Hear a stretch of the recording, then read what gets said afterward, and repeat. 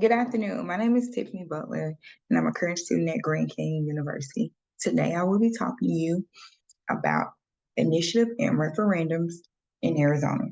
I'd like to start by going over what exactly is an initiative.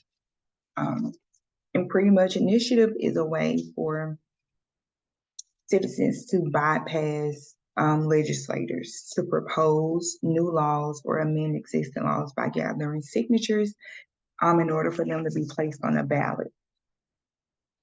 The requirement is that 15% of the qualified electors to place an initiative proposing a constitutional amendment on the ballot and valid signature from 10% of the qualified electors. To prepare for an initiative, you should form a political committee and register with the Arizona Secretary of State if you are not already registered.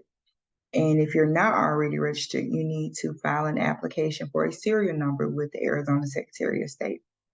Once you do that, you get the correct initiative petition form from the Arizona Secretary of State office, pay any fees associated with that application, circulate the petition to get some signatures from eligible voters. It's really important to have eligible voters sign. Submit the signatures to the Arizona State Secretary office, and then wait for them to contact you to say whether or not you have the right amount of signatures.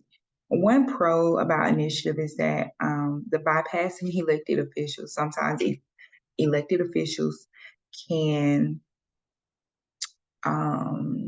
be oblivious to certain things if it's not happening in their everyday life. So I think that's really important when we're talking about initiatives and citizens and democracy, and just showing that the citizens have a hand in how we want to be governed.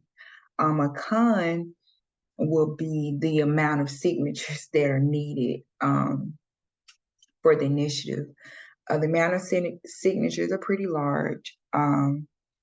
And if there isn't an interest, if you're not really interested in the issue, then it might not interest you to sign to get the issue on the actual ballot. I want to move on to referendums. Referendums are pretty much when voters can veto a law or part of a law by gathering signatures from registered voters to place on the ballot. They must file the signature with the Arizona Secretary of State within 90 days after the date of adjournment of the legislative session. And the steps are very similar to preparing for an initiative. It's the same as preparing for a referendum. Of course, form a political committee through the Arizona Secretary of State. Submit a serial number stating your intent to circulate the statewide referendum petition. The Secretary of State office will then, this is really important, the state office will then complete your application and issue you a unique serial number that will be printed on the front and back of each of your petition sheets. State offices will provide instructions. The minimum number of referred to a measure to the ballot is a 5% of the number of voters casted in the last election. One pro about the referendum is the educating and making the awareness, talking to more people, just to get those signatures. A con is the 90 days. I feel like that's really short of notice to have people sign off on something that they really would need more time to research. And I think that that's a con for them both. I mean, a con for referendum.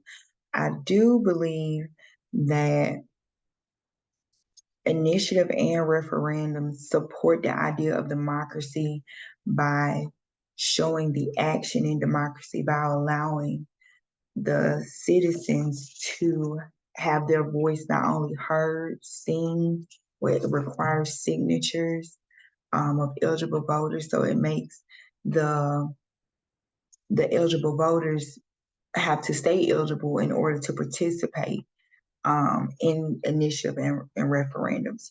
So that's really important. When comparing and contrasting with referendum, the 90 days is, like I said, it's kind of short for me. And the amount of signatures that are needed.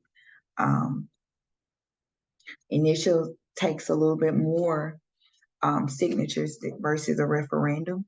So, but all in all, they both are good examples of what democracy looks like.